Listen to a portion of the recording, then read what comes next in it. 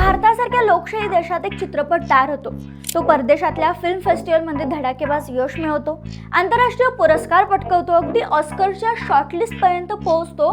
पण तरीही आपल्या देशात अर्थात भारतात तो चित्रपटगृहात झळकू दिला जात नाही. हा चित्रपट म्हणजे संतोष.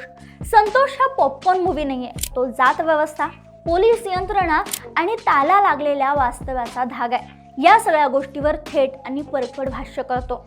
या चित्रपटानं सुंदर सिनेमॅटिक अनुभव देतानाच प्रेक्षकांना अस्वस्थही केलं, असं अनेकांनी रिव्ह्यू देताना म्हटलंय.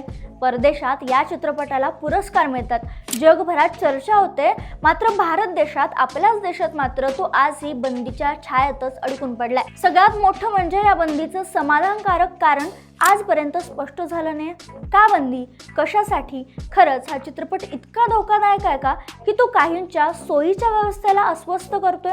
उत्तर अजूनही गुलदस्त्यातच आहे. तुम्हाला काय वाटतं? कमेंटमध्ये नक्की सांगा.